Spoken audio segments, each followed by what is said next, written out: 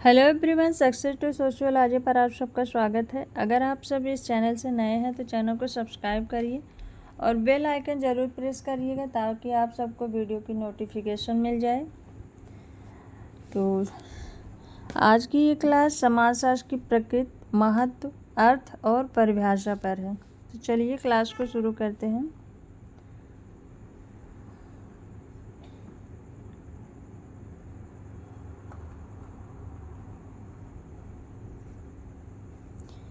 विषय की प्रकृति एवं महत्व। समाजशास्त्र की प्रकृति।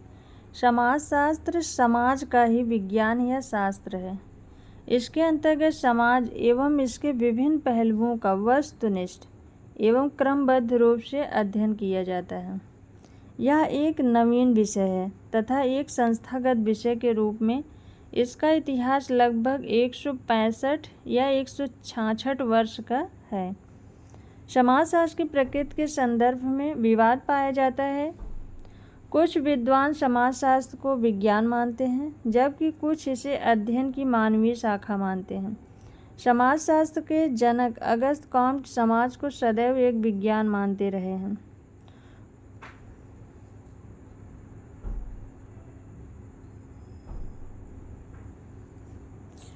कुछ समाजशास्त्री समाजशास्त्र को विज्ञान के रूप में प्रतिष्ठित करना चाहते हैं। ऐसा प्रयत्न करने वाले विद्वानों में इमाइल दुर्खीम है, मैक्स वेबर है, पैरेटो है आदि के नाम विशेष रूप से उल्लेखनीय हैं।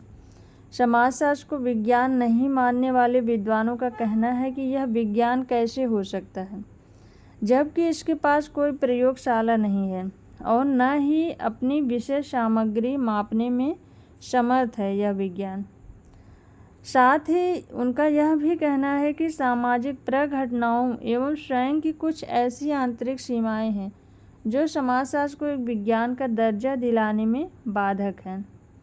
अतः स्पष्ट है कि समाज की प्रकृति को कुछ विद्वान वैज्ञानिक मानते हैं तथा कुछ इसे सामाजिक विज्ञान मानते हैं।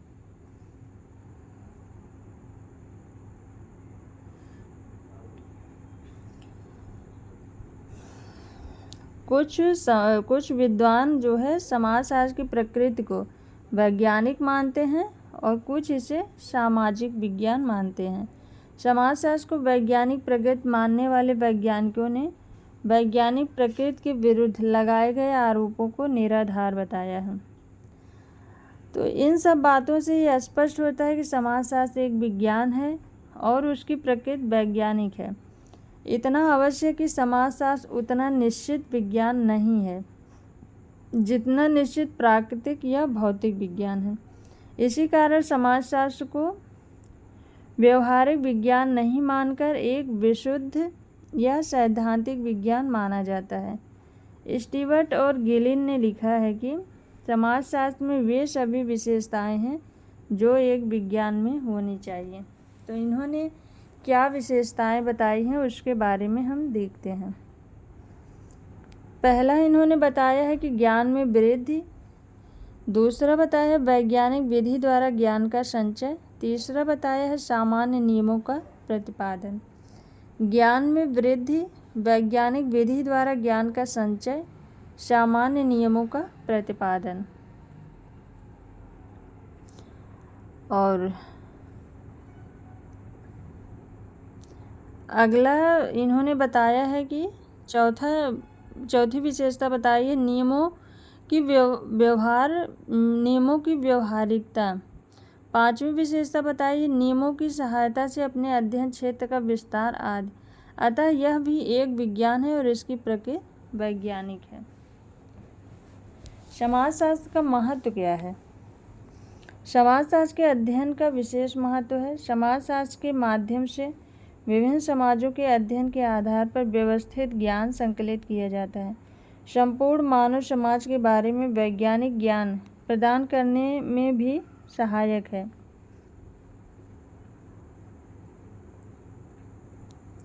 यह तेजी से बदलते हुए जटिल समाजों की गतिविधियों एवं सामाजिक संरचनाओं के संबंध में भी वैज्ञानिक ज्ञान प्रदान करता है तथा विभिन्न प्रकार की सामाजिक समस्याओं को समझने उन्हें हल करने में समाज सुधार आदि में मदद देती है। समाजशास्त्र अनेक नवीन सामाजिक परिस्थितियों को अनुकूल करने में सहायक है। समाजशास्त्र में सह अस्तित्व की भावना का प्रसार करने में भी सहायक है। समाजशास्त्र का इस दृष्टि से विशेष महत्व है कि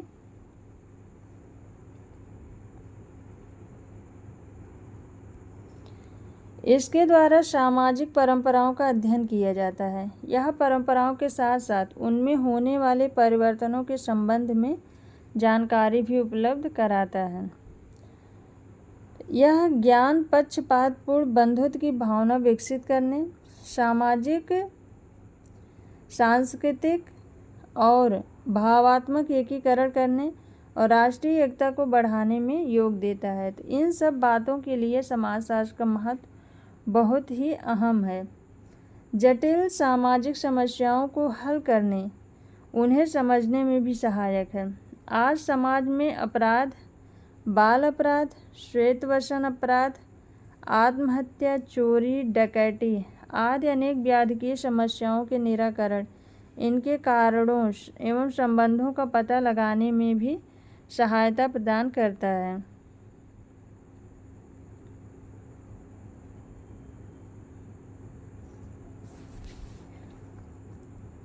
समस्याओं के निराकरण ग्रामीण पुनर्निर्माण में सहायक है, नगरीय विकास में सहायक है, जनजातीय समस्या का उन्मूलन करने में सहायक है, उनके कल्याण में सहायक है आदि व्यवसाय का व्यवहारिक रूप से समाजशास्त्र के माध्यम से महत्व बढ़ा है। सामाजिक नियोजन प्रजातंत्र के सफल बनाने तथा पारिवारिक जीवन को सफल बनाने में समाजशास्त्र का महत्व बहुत ज़्यादा है। तो इन सब बातों से ये स्पष्ट होता है कि भारत की सामाजिक, आर्थिक और सांस्कृतिक परिस्थितियों के संदर्भ में समाजशास्त्र का बहुत ही ज़्यादा महत्व है। तो ये थे समाजशास्त्र का महत्व, समाज में क्या है उसके बारे में था।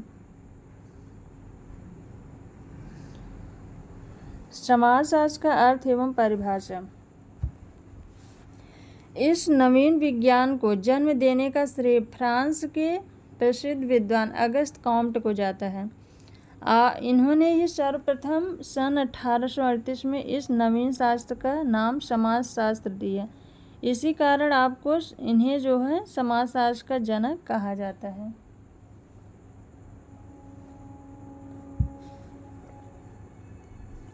समाजशास्त्र के शाब्दिक अर्थ के संबंध में हम पाते हैं कि समाजशास्त्र अंग्रेजी भाषा के सोशियोलॉजी का हिंदी रूपांतरण है। ये दो शब्दों से मिलकर बना है।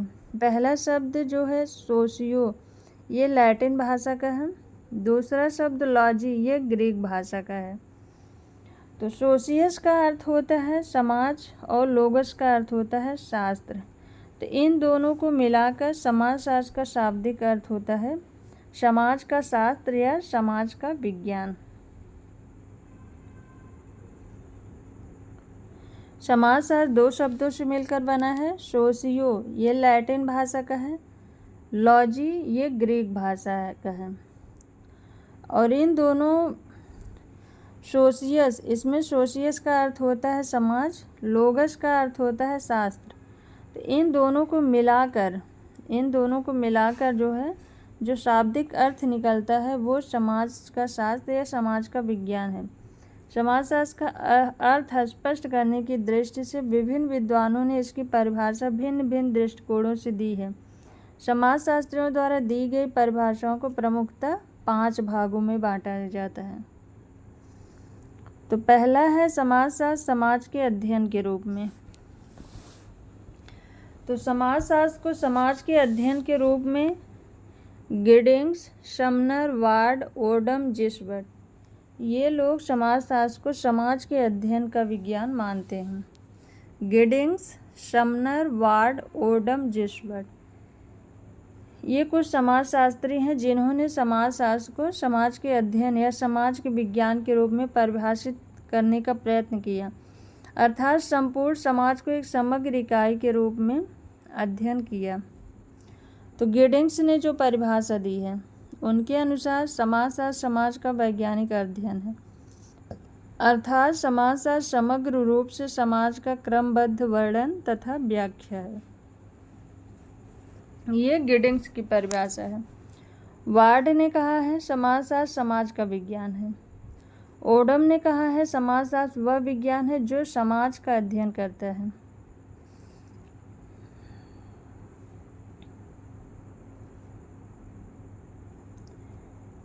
इन परिभाषाओं के आधार पर स्पष्ट है कि समाजशास्त्र समाज का वैज्ञानिक अध्ययन है। यहाँ हमें यह समझना चाहिए कि समाजशास्त्र के अंतर्गत मानव समाज का अध्ययन किया जाता है। सेकंड नंबर पर समाजशास्त्र सामाजिक संबंधों के अध्ययन के रूप में। तो समाजशास्त्र को सामाजिक संबंधों के रूप में मैकाइवर एवं पेज, मैक्स वेबर, क्यूबर और नॉर्ड एम्ब्रोज, इन समाजशास्त्रियों ने सामाजिक संबंधों के रूप में समाज का अध्ययन किया।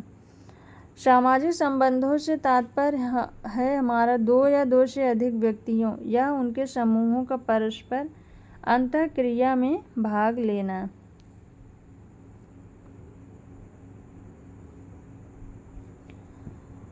निम्नलिखित विद्वानों ने सामाजिक संबंधों के आधार पर समाजशास्त्र को परिभाषित किया है। मैकाइवर एवं पेज की परिभाषा है समाजशास्त्र सामाजिक संबंधों के विषय में है और इन्हीं संबंधों को हम जाल के रूप में संबंधों का जो जाल है इसे ही हम समाज कहते हैं। मैक्स वेबर ने परिभाषा दी है समाजशास्त्र सामाजिक संबंधों या कृत्यों या सामाजिक क्रियाओं का अध्ययन है। क्यूबर ने परिभाषा दी है समाजशास्त्र को मानव संबंधों के वैज्ञानिक ज्ञान के ढांचे के रूप में परिभाषित किया जा सकता है। क्यूबर की परिभाषा है कि समाजशास्त्र को मानव संबंधों के वैज्ञानिक ज्ञान के ढांचे के रूप में परिभाषित किया जाता है। रोज ने परिभाषा दी है समाजशास्त्र मानव संबंधों का विज्ञान है। रोज ने समाजशास्त्र को मानव संबंधों का विज्ञान माना है। तो इन सब परिभाषाओं से स्पष्ट है कि समाजशास्त्र की मुख्य विषय वस्तु व्यक्तियों में पाए जाने वाले सामाजिक संबंध है।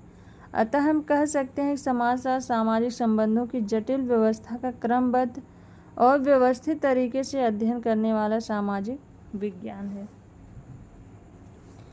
तो अब तक हमने देखा समाजशास्त्र का समाज के रूप में अध्ययन और समाजशास्त्र का सामाजिक संबंध के रूप में अध्ययन। तो अगला है समाजशास्त्र सामाजिक जीवन, घटनाओं, व्यवहारों एवं कार्यों का अध्ययन। तो इस रूप में जिन समाजशास्त्रियों ने समाज का अध्ययन किया है तो उसमें है ऑकबर्न एवं नेमका, बेनेट व ट्यूमन, किम्बॉल यंग, सोरोकिन, ये सभी हैं। समाजशास्त्र को सामाजिक जीवन, घटनाओं, व्यवहार के अध्ययन के रूप में परिभाषित किया है।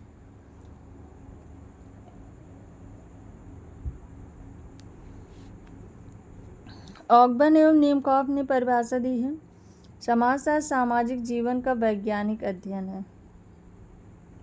समाजशास्त्र सामाजिक जीवन का वैज्ञानिक अध्ययन है। अगली परिभाषा पीबी यंग ने दी है। इन्होंने कहा है समाजशास्त्र समूहों में मनुष्यों के व्यवहार का अध्ययन करता है।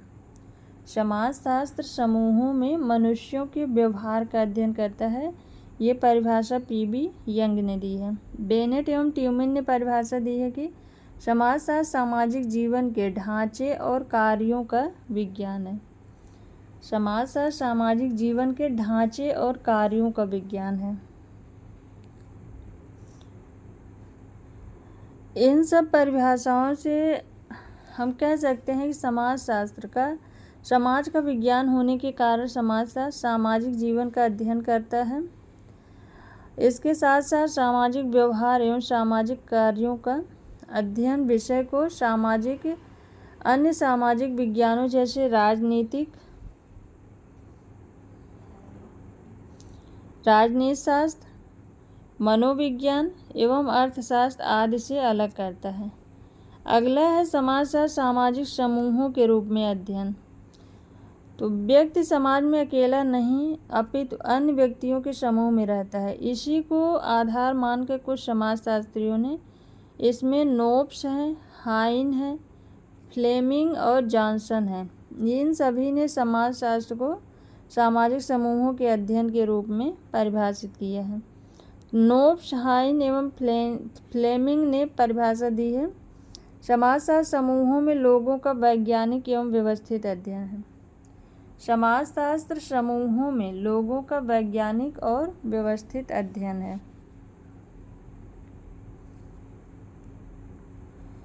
जॉनसन ने परिभाषा दी है, समाजशास्त्र सामाजिक समूहों, उनके स्वरूपों, उनकी प्रक्रियाओं जो उस संगठन को बनाए रखती हैं या परिवर्तित करती हैं, और समूहों के बीच में पाए जाने वाले संबंधों का अध्ययन करने वाला विज्ञान जॉनसन ने माना है। तो जॉनसन की उपर्युक्त परिभाषा से स्पष्ट है कि समाजशास्त्र सामाजिक समूहों, इनमें पाए जाने वाले संगठनों, इनसे संबंधित प्रक्रियाओं का अध्ययन है। जब दो या दो से अधिक व्यक्ति एक दूसरे को प्रभावित करते हैं या अंतःक्रिया करते हैं तो उनके मध्य सामाजिक संबंध स्थापित होता है। उन व्यक्तियों के संग्रह को समूह कहा जाता है। समूह में निम्नलिखित 3 तत्व हो सकते हैं।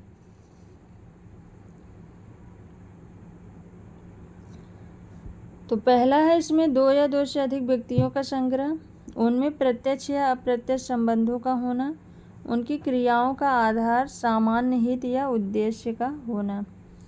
इन सबसे स्पष्ट है कि समाजशास्त्र व्यक्ति व्यक्ति के परस्पर संबंधों की अपेक्षा समूह समूह के परस्पर संबंधों को अधिक महत्व देता है। अगला है समाजशास्त्र अंतरक्रिया के अध्ययन के रूप में। तो कुछ समाजशास्त्री समाजशास्त्र को सामाजिक अंतरक्रिया के अध्ययन के रूप में परिभाषित करते हैं। इन समाजशास्त्रियों ने सामाजिक संबंधों की बजाय सामाजिक अंतरक्रिया को समाज का वास्तविक आधार माना है।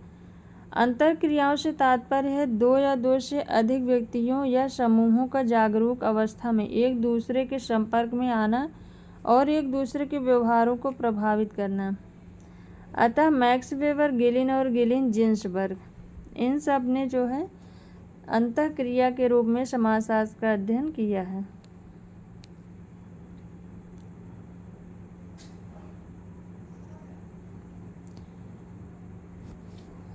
तो मैक्स वेबर ने परिभाषा दी है, समाजशास्त्र एक ऐसा विज्ञान है जो सामाजिक क्रियाओं का निर्वचनात्मक अर्थ व्यक्त करने का प्रयत्न करता है ताकि इनकी गतिविधि तथा परिणामों के कारण सहित विवेचना की जा सके।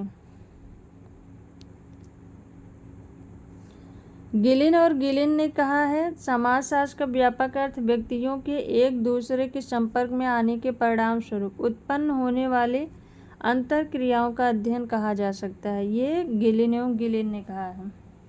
जिन्सबर्ग के अनुसार समाजशास्त्र मानवीय अंतरक्रियाओं, अंतर संबंधों, उनकी दशाओं और परिणामों का अध्ययन है।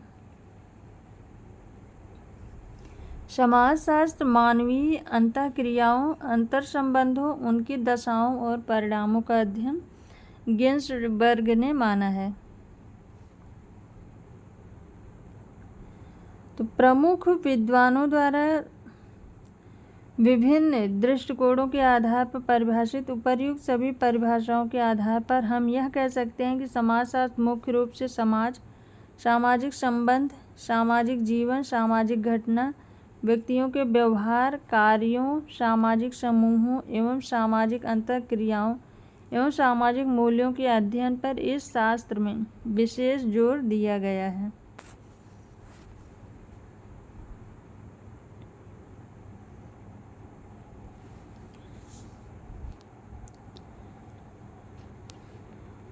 तो आज की क्लास यहीं पर स्टॉप करते हैं।